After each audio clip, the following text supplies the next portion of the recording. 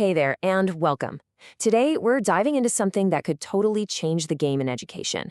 It's a system that's all about making everything you learn, I mean, everything, from a weekend workshop to your actual job experience, officially count. Okay, just think about it for a second. That coding boot camp you did online? Or maybe that internship where you basically became a project management whiz? What about that local training course?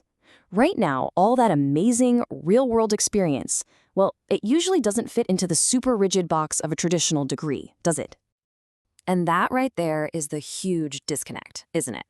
On one hand, you've got the old school way, one university, a straight 4-year line, and you probably have to pack up your life and move.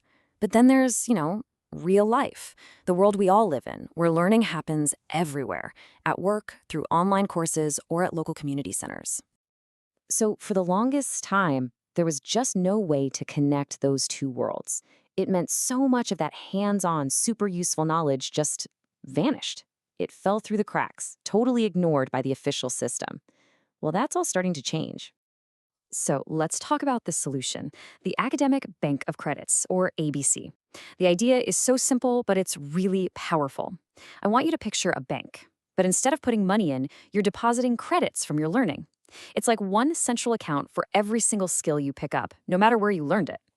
Okay, so how does this actually work? It's pretty simple, really. Step 1, you go out and learn a new skill, anywhere. Step 2, that skill gets checked out, validated, and turned into an official academic credit. Then, step 3, you deposit that credit right into your personal ABC account. And finally, you just keep collecting these credits from all over the place until, boom, you got enough for a certificate or maybe even a whole degree. And here's why this is such a big deal for literally any learner. The system actually recognizes what you already know. That means you don't have to sit through and pay for courses you don't need. It cuts out wasted time and, even better, wasted money. Imagine not having to pay to learn the same stuff twice. That's a huge barrier knocked down right there.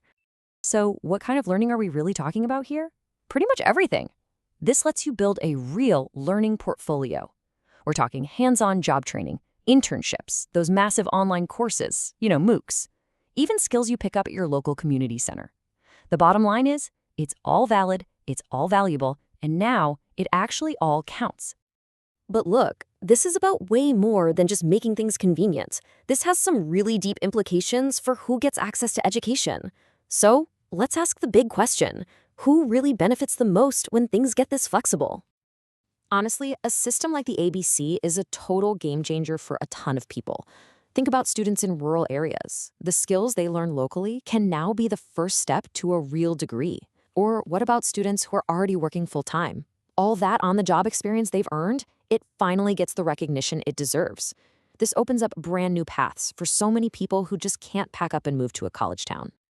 And this next point is absolutely crucial.